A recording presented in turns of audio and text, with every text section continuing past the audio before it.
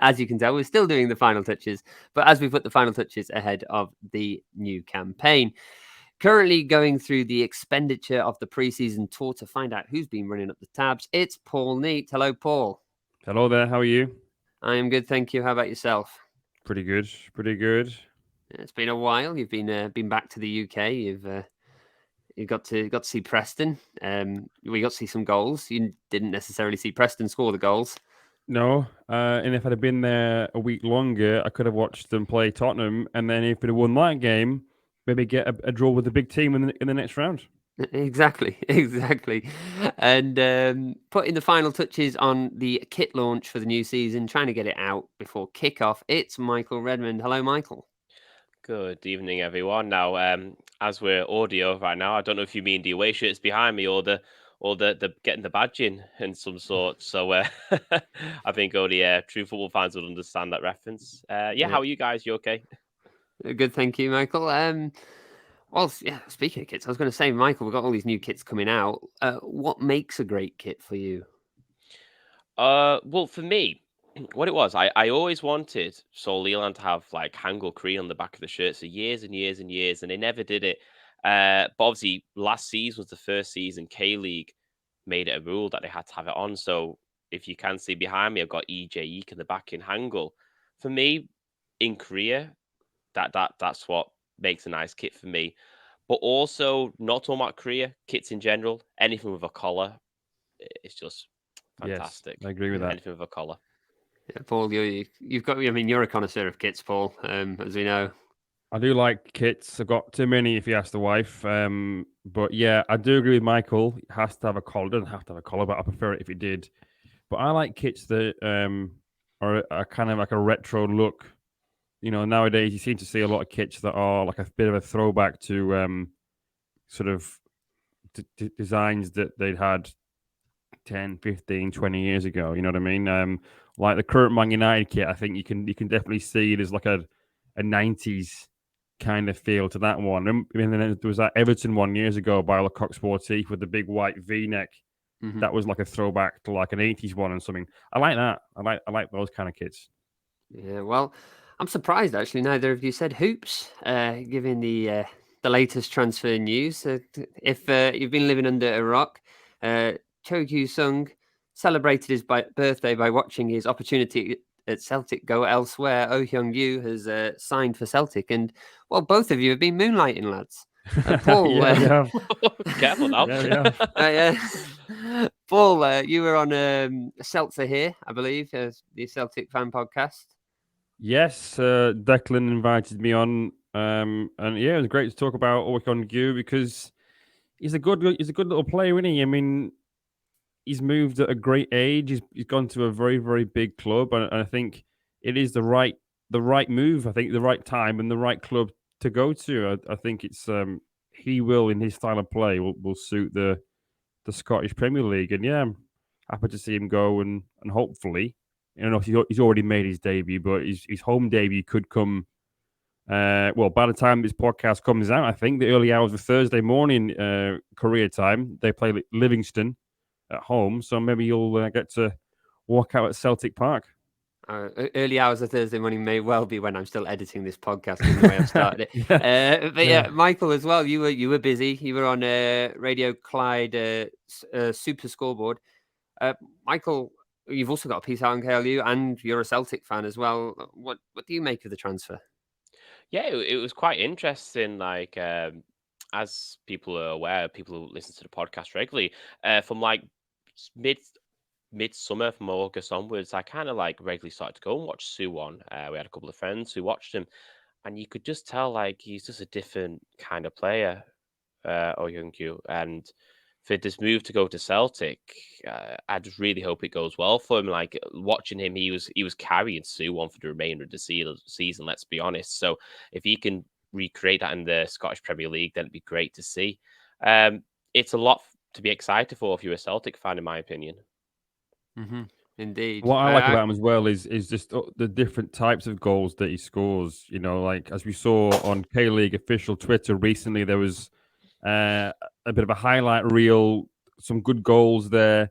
But then the goal he scored that kept Suwon in the league was a bit scrappy, and he was just right place at the right time. I think he's a bit of a Wayne Rooney type. I think he's got a little bit of Wayne Rooney in him. He's just aggressive, similar kind of build, I suppose, in a way. And he's just one track minded. You know what I mean? He's got very sort of determined and strong. So yeah, hopefully we'll see him score goals in the SPL. Hopefully we will, but we will be focusing on the K-League, so he's dead to us now, effectively. So, no, not at all. But it is great to see young talent coming through once again in the K-League. And, well, we're hoping to see it a lot more this season. I'm sure we will be talking about the under-22 rule as well in this podcast. But before we talk about this podcast, a little bit of housekeeping. We've already mentioned the podcast you've been on, but, well, preseason is coming. Well, the preseason is here, rather, but the season is coming. And the previews are as well. We have season previews for every club coming up on kleagueunited.com, and that's in the next couple of weeks. You'll be able to find out about Oh Young-Goo's former club, Suwon Samsung Blue Wings, and how they're expected to replace his goals. We'll also have podcasts. Yes, we're going to kick off season 6 of the podcast with the season preview pods. This podcast, we're not quite sure whether it fits in season 5, season 6, it's somewhere in between. But yes, season 6 is officially starting with our season preview pods. And we also have a number of things out on kleague.com. We have our team guides over there, and we have the Changing Allegiances series. Paul, what's this? Yeah, well, it's just some players who you might think are synonymous with one team. Let's take Yom Ki-hyun, for example. It's hard to imagine him playing for any other team other than Suwon Blue Wings, but you might forget that, well, quite a few years ago now, he played for Jeonbuk. And so if you have a look on kleague.com and go all the way back to last year's articles, because there's quite a few on there, he's in one of them. This year, we've got Ji Dong-won, who, of course, was at Jeonnam before he moved over to Europe. There's Kim Ki-hee from his days at Daegu, and others like that as well. So just sort of nice to sort of have a look back, have a little trip down memory lane. Indeed. Well, they're all out on kleague.com now, along with the team guides as mentioned. But we are today going to be turning our attention to 2023 by looking back at 2022. Yes, this is this pod's aiming to be a short one, although listeners will certainly know whether it turned out that way when they click play and see the runtime. However, as mentioned, we're bridging the gap between last season and this with a look at what went well in 2022 and thus what we'd like to see more of in 2023. And then we're also going to have a look at what didn't go well and what we would like to see less of this season. So with that in mind, we're actually going to kick off with the negatives before pulling off a comeback with a positive finish. So let's look at things we'd like to see less of in 2023. We're going to choose one thing each and we're going to discuss it. Paul, why didn't you start us off? What do you want to see less of in 2023? Team K-League.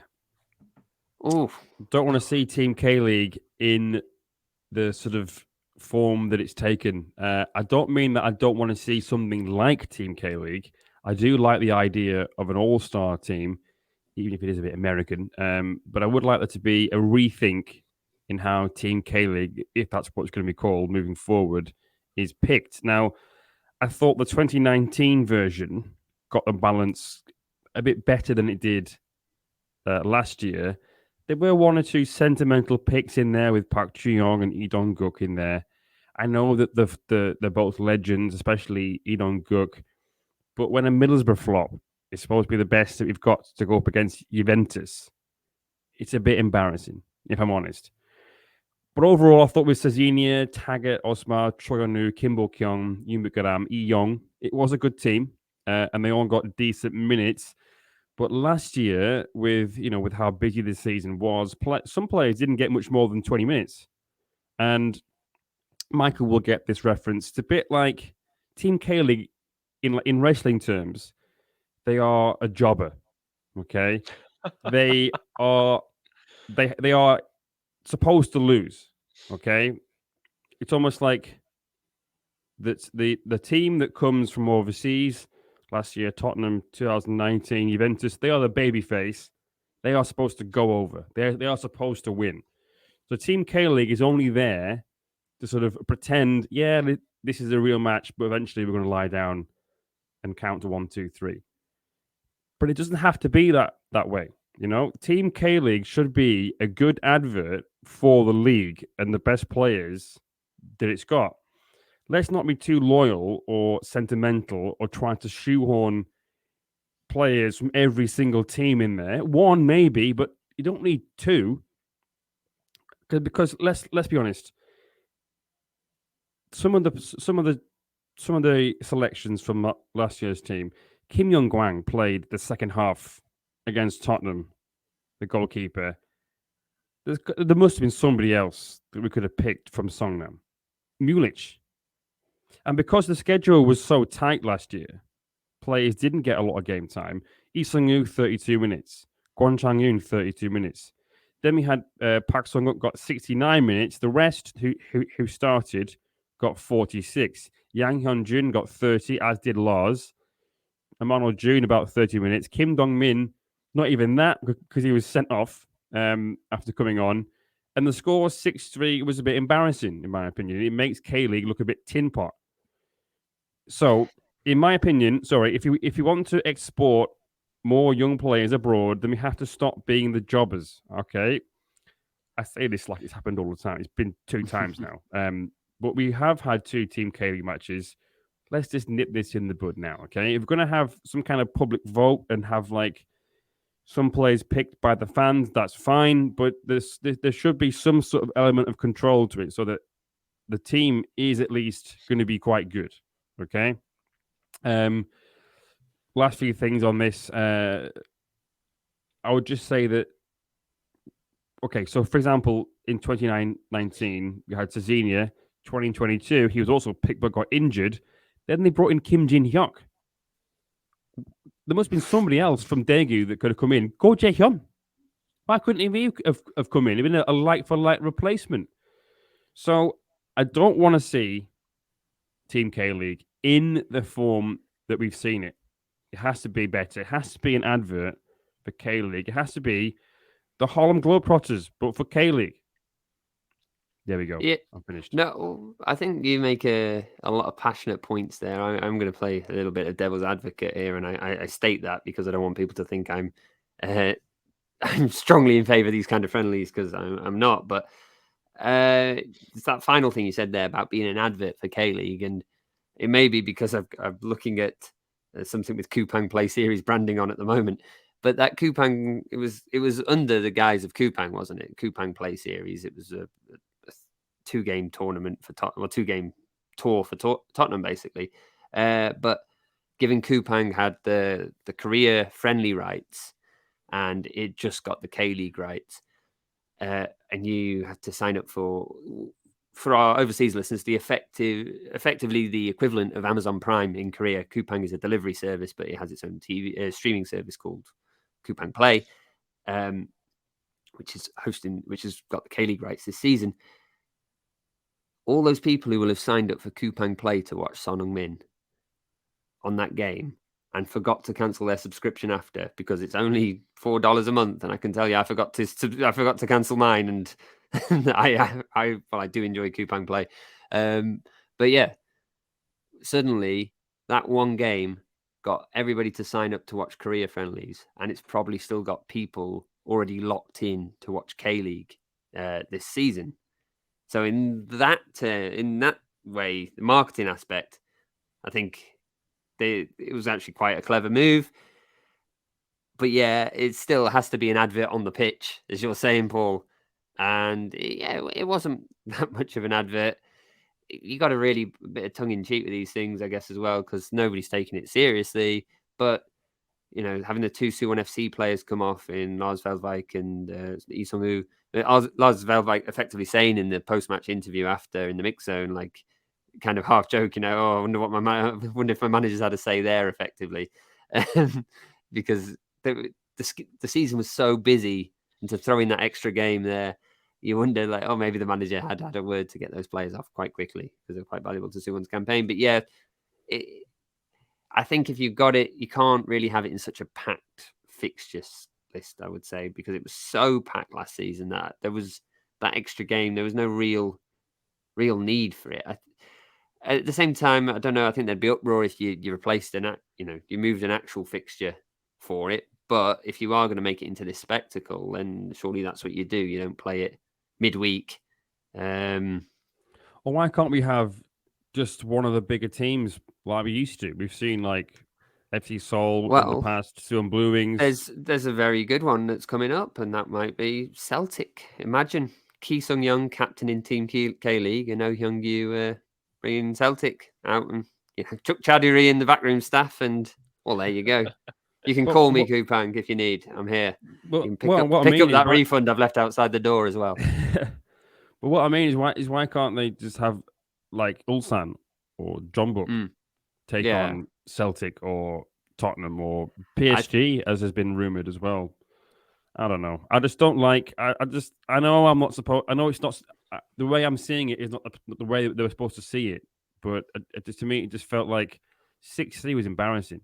3-3 in 2019. I felt proud of those K League players because they performed very, very well.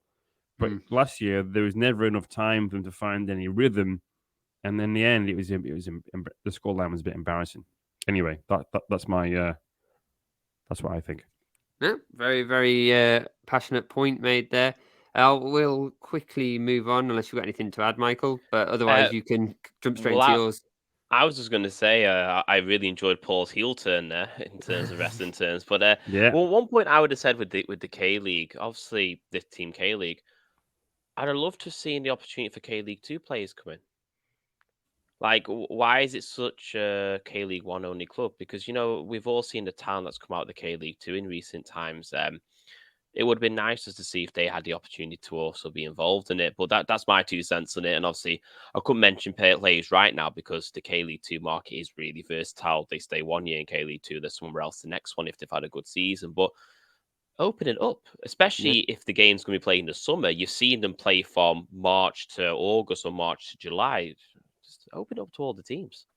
Well, given the number of teams you've got now between the 2 leagues, you've got a full squad, one from each team. There you go. But yeah. Anyway, let's swiftly move on. But Michael, what is the thing that you'd like to see less of in 2023? Well, with myself, I think as a point a lot of people do bang on about on social media. With the K League 1, I'm a little bit tired of this 2-horse race. And with the K League 2, there always seems to be one team that runs away with it.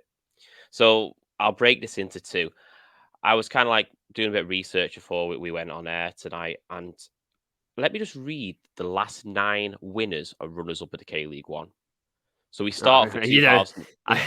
Matt's going to love this now, what I'm going to say, but let me start with 2014. So we start off 2014, Jeonbuk, runners up Suwon. Next year, Jeonbuk, Suwon. Next year, FC Seoul, Jeonbuk. Next year, Jeonbuk, Jeju. Next year, Jeonbuk, Gyeongnam. Next year, Jeonbuk, Ulsan. Jeonbuk, Ulsan. Jeonbuk, Ulsan. And then finally, Ulsan, Jeonbuk. It's been a great decade. I came to Korea 2014, and it's been great. It's been great. I got bored hearing myself talk there, so I just really want to see like another team just come in. I'm not FC Seoul. Don't want to see FC Seoul in it. Don't get me wrong on that one. Don't want to see FC Seoul in it. I'd rather see just another team just like completely smash it and break it. Let's get Pohang back up there. Do you know what I mean? Maybe Jeju United can finally take it. Incheon United, yeah, exactly. Just a team that isn't just run-of-the-mill 2-horse race. Now, I don't mind if Jeonbuk wins it. I don't mind if Ulsan wins it, but let it go down to a wire with 3 or 4 teams. Like, let it come down to the split, and there's 2-3 games left to play, and anyone in the top 4, anyone in the ACL spots could actually get that win, get that title.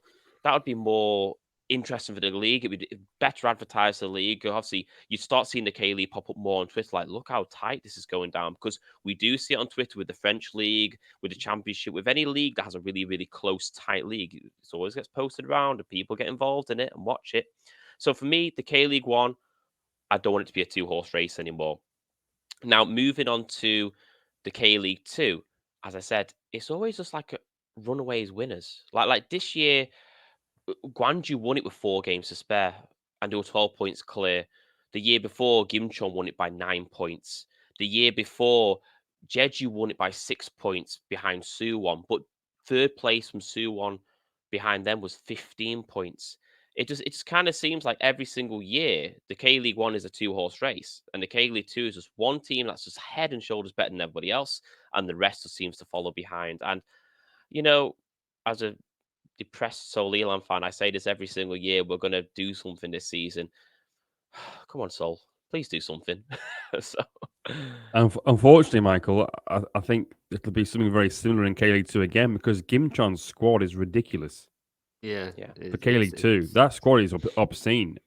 My opinion, and this maybe say this for another podcast, but they shouldn't be allowed to win promotion to K League 1. They should stay in K League 2. In my opinion, it's not fair that they can get the pick because now there's only one team, right? Obviously, there's no police team anymore.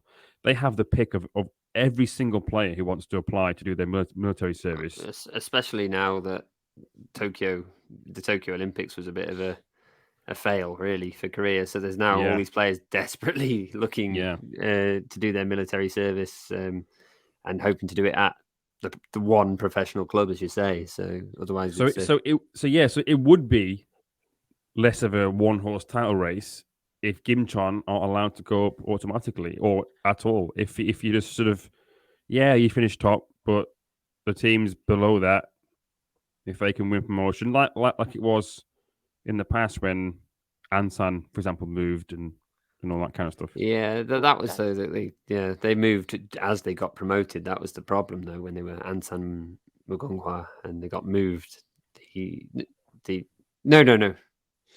Yes, they did move to Assam, but they did win it as Assam Mugunghwa, didn't they? And then they won it as the Ansan Police and then moved to Asan, so they couldn't get promoted. Then they won it as Asan, then they turned to a civilian club, so that's why they couldn't do it. So 2 times they did it. It could be 3 times when 2 times definitely they've been denied.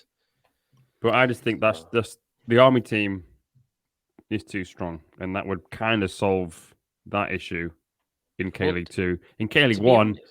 I just think we need more investment and more teams more club owners to sort of find funding and invest in the team.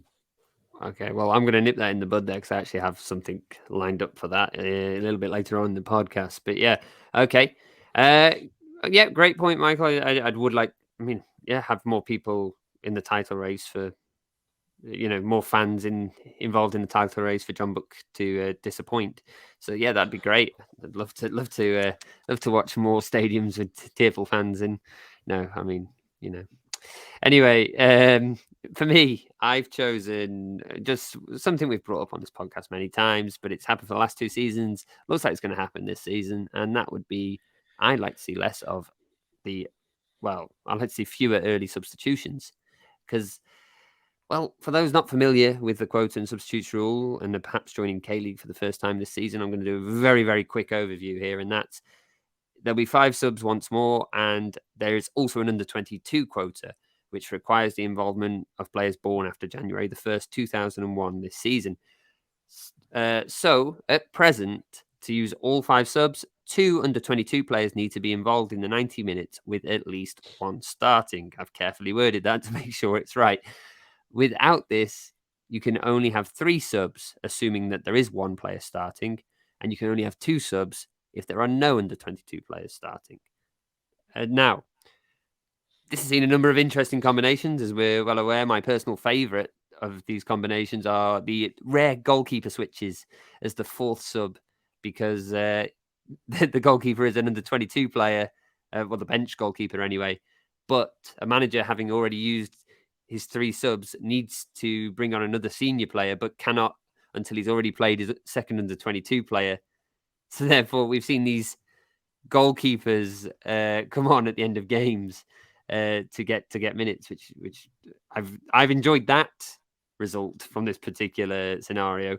But the one that really gets me, and the one that's getting a lot of people, is when managers start players and bring them off. Within 30 minutes is still too short for me. Within 20 minutes is definitely too short. And we've seen it at the end of 2021. We saw Jeonbuk taking players off after 7-8 minutes. It's just terrible, to be honest. It's really, really bad. Because it is bad. Sorry, go on. No. It is. It's. I don't get the benefit. Now, You don't have to make 5 subs. Just play the team that you want to make. Just play the team that you want to play, and don't make 5 subs. That's just if you Yeah. want to make 3 subs, that's enough. 3 subs is enough. well, that's it. And, that's what they had before when you still had to play an under 22 or an under 23 player back in 2016 when that came into force. But yeah, I don't get the benefit. Okay, I do get that these players wouldn't probably see any game time without this rule. That's a fact, especially in John Book's, especially a lot of the larger teams, although I have to say Ulsan do seem to have a far better track record in this department. But yeah, these players probably wouldn't get game time without this rule. But you bring in on a young player. If you bring in a young player on, at the end of a game, there's actually a degree of tactical decision behind it. You're bringing on that player in a bid to change the game to try and win it. You're not bringing on those young players unless you're thrashing a team, say, and you're just trying to give minutes to a player. But that could happen with 3 substitutes as well. But as starting a young player and letting them know they're to come off before the game, saying you're going to come off after a quarter of an hour, almost devalues them. Like, it lets them know that they're just to fill the quota. You're not in the manager's plans. I'm playing you because I have to play you. How does that make you feel? Like, you just know, no matter what I do here, well, unless I go out and score, there's probably no chance of me staying on this pitch. Definitely no chance of me staying on here for 90 minutes. I'll be lucky if, you're going to be lucky if you make it to half time, which we've seen with a few of them who manage to get a goal and then hold on until they get taken off then. But yeah, as a supporter of a team that has frequently done this, it frustrates me because I know that John Book as a club can clearly attract exciting young talent. It's got the facilities to development. And yet these young players are constantly not being trusted when they're thrusted into the lineup. And the problem is I don't know how you change the rule. Because it's all right saying one hand you could take an under 22 player off and replace it with an under 22 player, but then you've got to come up with the idea that it's got to be the same position that's coming off. You could put a rule in place saying the under 22 player's got to play for so long, but what happens if the under 22 player gets injured? Sure, perhaps the player, you could make an exception then that the player could come off, but then you could say, well, how injured is injured for a player to come off? I think this is the only clear way of doing it. But it's just really not in the spirit. I really dislike this loophole, and it hasn't been addressed. But yeah, and I mean, just while we're there, I may as well say I also don't like the B team argument. I don't like that John Book have got this. These young players can go and get minutes in the B team. What's the point in that? Those players. I mean, don't take this as a slight against the K4. I mean it in defence of the K4. If anything, those fans in the K4, those clubs in the K4, they have their own thing. Let them have their thing. Why does it have to be meddled with by these top tier clubs and just like, oh, we're going to stick our team here, we're going to send our players here for fitness, and while some players will probably treat the game with a degree of seriousness, to them it's for fitness. And we've seen cases last year where senior teams, when we had COVID outbreaks, they've taken the players from the B team, and then the B team has to postpone its game, losing income for the other K, or forfeit the game. And they took a 3-0 loss. Yeah, losing the income for the K4 league.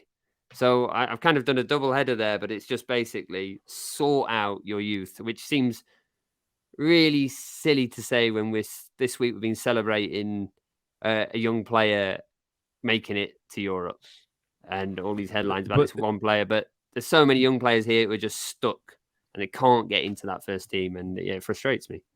You make a good point, but I think somebody as talented as Okangu would have gotten game time at some point. It might have taken him perhaps a season longer than it did, but even in his first season in 2019, you could see he had something about him. I mean, he was keeping Dayan out of the team, a few times towards the end of Dayan's time there at Suwon. And it's worth saying Suwon actually have got quite a good track record of bringing they have players. Had Jong San-bin not last season, the season before that, who's also moved to Europe. So, I mean, there are teams that do place trust in youth, and they don't really need the under 22 quota. Daegu's always been a shining example of that as well. But yeah, anyway, that's my thing I'd like to see less of. One thing I would say, and Michael will agree with this, I'm sure, is that if you want to see less of that, watch K-League 2, because in K-League 2, they tend to get more game time, and they are, not all the time, but quite a lot of the time, they are kind of important players, and they need to be up and ready and be able to put in an hour. Yeah, definitely. Park Jun-young from Seoul Leland this season. It was his debut season from the academy. One thing I would give Chun Jun-young a lot of credit for, he give him a lot of game time. So this is probably the only bit of credit I'll give him. But there you go, credit nonetheless. Yeah. Indeed. Well, on that bombshell, there is no party like a K2 party, and we'll be talking about the party and other things we'd like to see after the break. Don't go anywhere.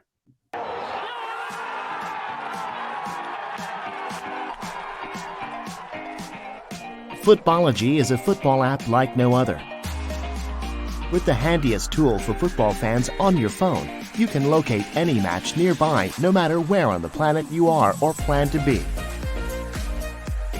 Keep track of all your visited games, collect all kinds of stats, and get badges for achievements like special games and milestone events.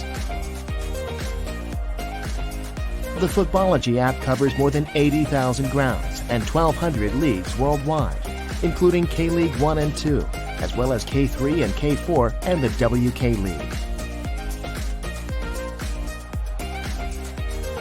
Download Footballogy for free today on iPhone or Android. Connect with your friends, and your football life will never be the same again.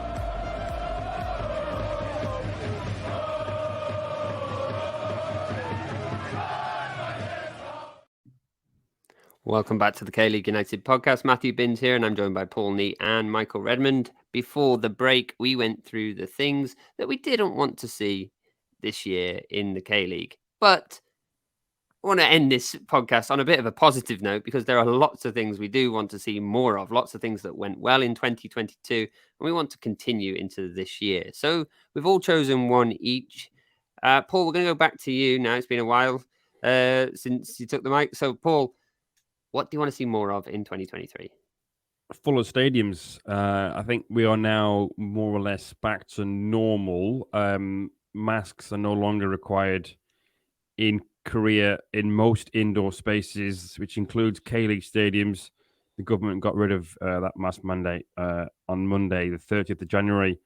So that means there are no restrictions anymore. People can shout and scream and cheer and swear if the referee's not having the best of games. Nope.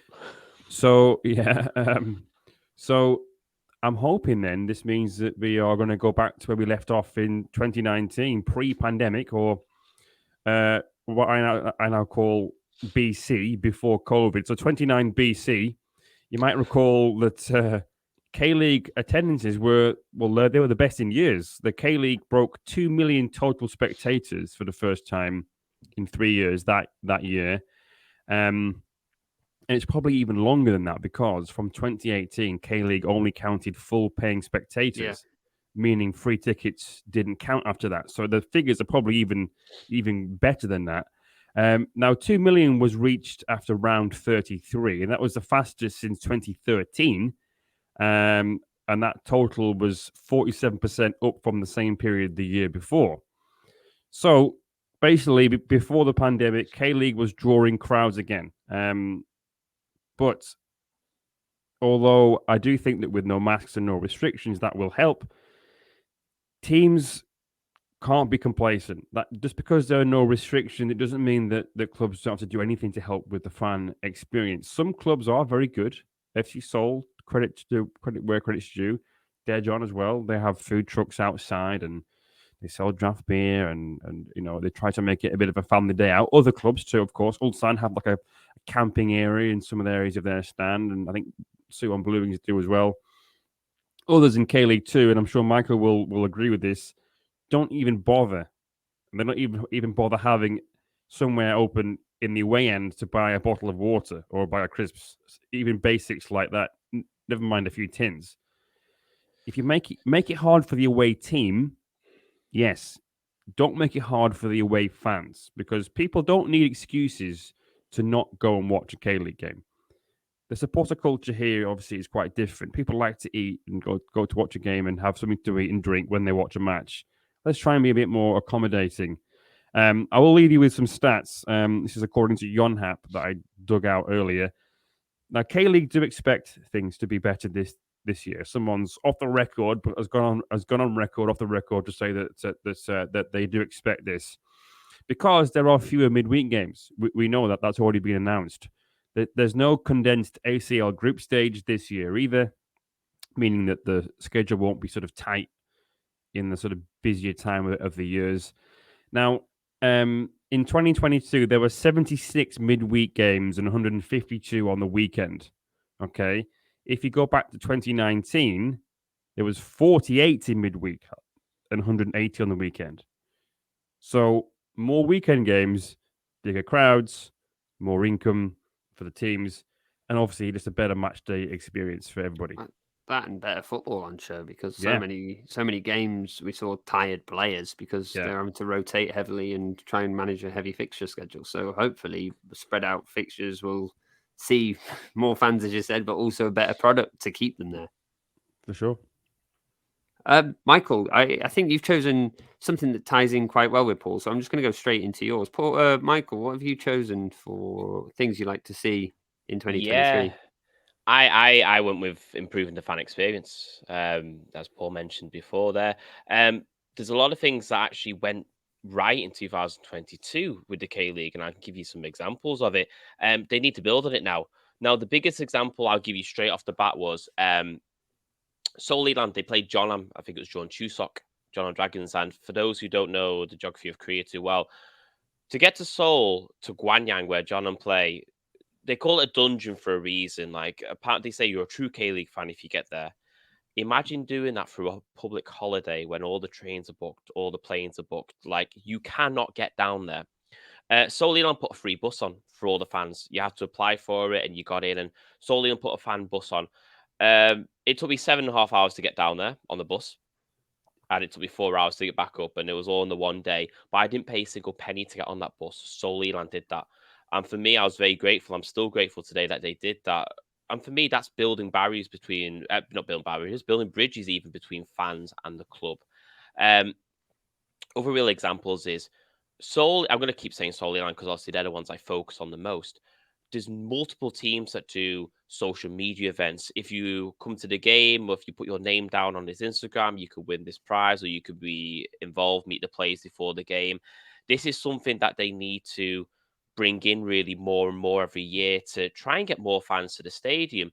You know, I remember a few years ago before COVID, I walked into the Buchon store and they were selling kits from 2-3 years prior at like 40,000 won, 50,000 won. It was like half, a third of the price of what the kits are now. If you buy a young kid that, or you go in for the first time and you buy that shirt, you go, well, this is my team now because I've got the official shirt. 2-3 years later, you might have a season ticket there. Do you know what I mean? It all starts with this little thing and it just snowballs over. So improving the fan experience to me is something that's really, really important that K-League teams should do. Some more examples. If you go to Suwon Blue Wings on a rainy day, they give you a free anorak to wear with blue wings on the back. That's something you're always going to wear when it's rainy from there on in. I was like, oh, wow, you support the Blue Wings. Free advertising as well. Groundhoppers might like the likes of Jeonnam and Gimcheon and Asan, as I said. They are in the middle of nowhere, though. And as Paul said, it is very difficult to grab yourself a bottle of water, never mind if you want to have a pint or if you want to go and eat something there. These are kind of stadiums where you can't blame the geography. You can't blame geography at all, but they need to bring a fan experience of having food trucks, maybe having a pop-up convenience store, because we can have pop-up convenience stores. Seoul Leland did it in 2017 and 2018 when they played in the Olympic Stadium. I think it's very important that the fan experience becomes number one now because Kupang has the sponsorship now for the rights, for the K-League. You need cameras on full stadiums. Now, we're never going to get to full stadiums, but we need to get as many people in as possible. And if improving the fan experience does that, then that's my argument, really. And Michael, with Kupang, surely then, wouldn't it make perfect sense if you could buy K-League merch on Kupang? Well, that's it. You know, like obviously you go through the club shop and maybe I'm being a little bit I don't know the right words to say this. Like, oh well, I could read Korean, I can order in Korean really well. Maybe a foreign fan wants to order K-League shirts. That's really difficult to do. Now, obviously, here we live in Korea. We want to order a shirt; it'll come in 2 or 3 days. I know Seoul Elan provide an international service, but you've got to message them directly. Why is there not a place where you can order these shirts direct and get them sent worldwide without an issue? That's my kind of thing. And obviously, I'm broadening out to the audience here who listen in Australia and England and America. It'd be great just to see if we can connect not just the Korean fans, but connect fans from around the world. Well, yeah, Agreed. and you can. The games are available still. We're saying about the K-League rights going to Kupang, but we should say that that's the domestic rights. The games will still be free to air on tv.kleague.com, or assuming there's no broadcast rights holders already. So yeah, you're right. I think many clubs have tried like international shipping, and it kind of disappears. They do it for a while. There's a bit of interest, and then it disappears because I think there's not enough interest to justify the cost. But I still think there should be means and methods to finding a way, even if it does mean that there's going to be higher delivery fees. You'll usually find that the people who want those shirts are quite willing to pay those fees because it's a team that they're watching and they want to support from afar. But yeah, I agree with that. I'd also say that from a John Buck perspective, but it's also from any club's perspective, season tickets are back this season. And that may not seem like much to anybody listening, but season tickets have been gone for the last 3 seasons. Originally, there are a few clubs that have brought it back last year, but for the most part, it was membership schemes.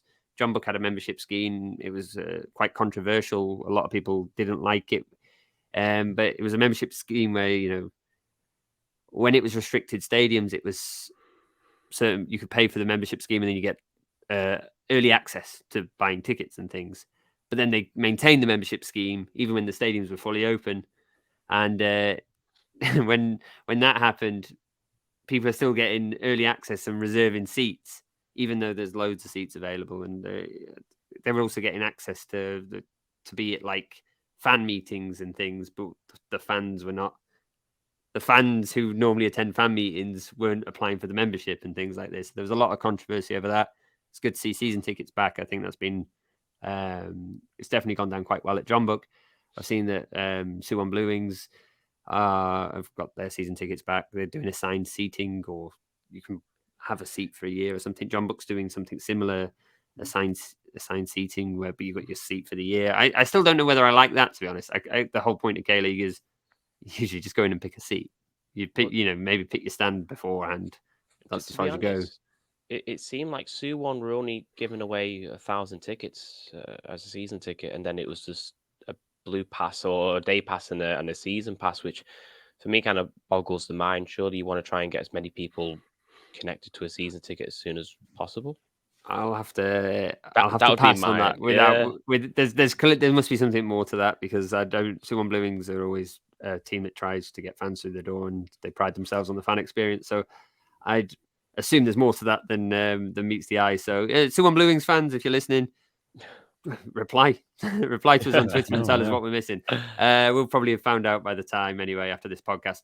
But yes, we're going to quickly move on to the final one, and that's mine. And I've chosen something quite simple: more teams promoted. Last year, we had the opportunity to have 3 teams promoted. We got 2, which is great. I want all 3 this year because, well, to be honest, I wrote more teams relegated, but I had to put a positive spin on things. It's probably right to push the teams that are playing good football rather than be, urging Seoul and Suwon to just get snarled up in the trap. But yeah, it would be good to have more jeopardy too, though, in K-League 1. And it was a shame FC Anyang didn't go up. Again, not just because it would have relegated Suwon, but because they've been knocking on the door for a while now. And I am concerned that the closer they get without getting promotion, it just sees their best talents get picked up each year by K-League 1 clubs. I've already seen Acosti go to Suwon as well. So, yeah, I think the extra playoff place has been a welcome addition. I think that Anyang Suwon game, it showed in the last few minutes how dramatic it could be. Insert another mention of Oh Hyun-gyu here. He was made in K-League, we'll keep mentioning him until we get those hits.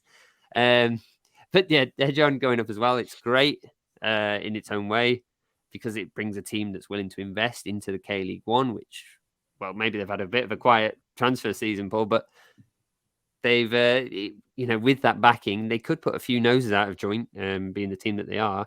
And Gwangju back after a year of domination, they did really well when they bounced up a couple of years back in their first season back. I'm hoping that they could do something similar and challenge for that top half. These are both two teams that are going to offer something exciting.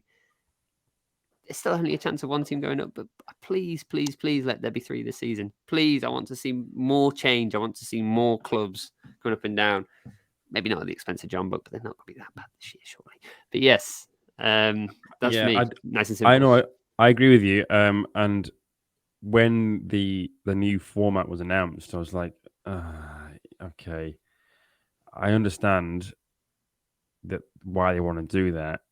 And then I kind of understood because the way that the C1 Anyang tie, the whole tie went, 0-0 after the first leg on a knife edge, and then it was 1-1 in the second, and then we thought we were going to a penalty shootout, and then obviously you got that last minute winner.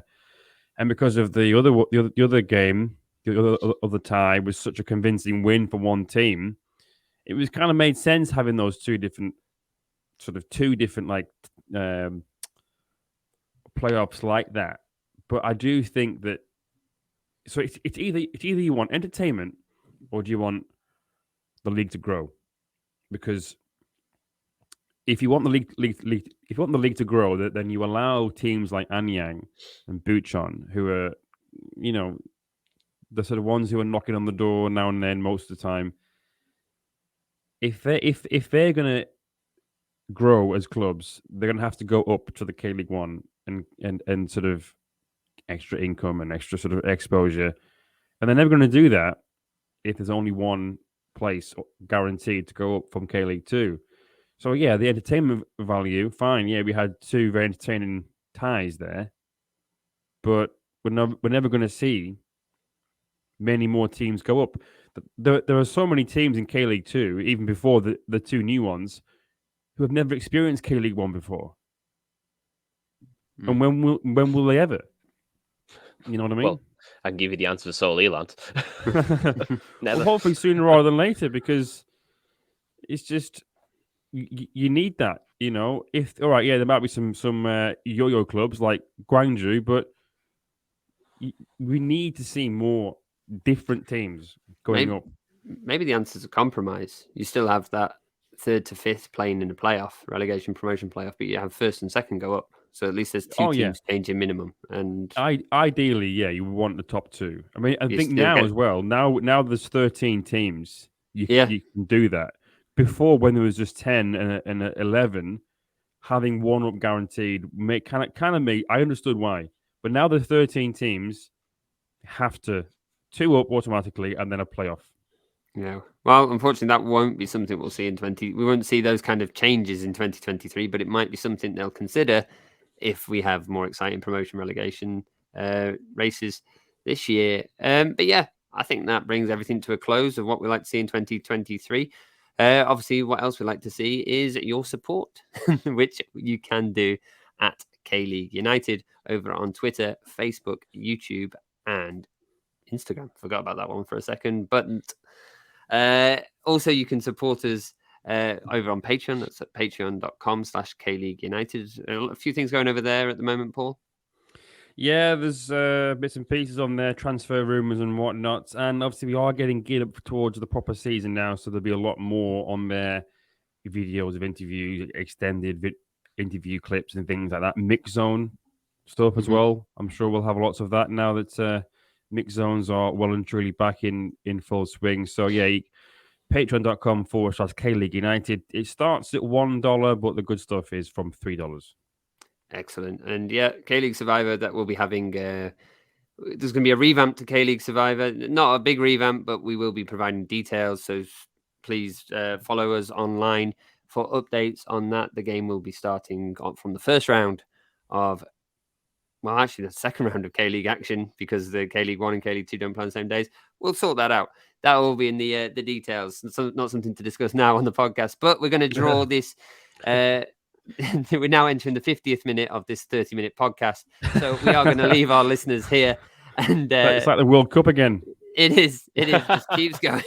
VAR. Right. But yeah, from myself, Matthew Binns, from Paul Neat, from Michael Redmond, thanks so much for listening. Goodbye.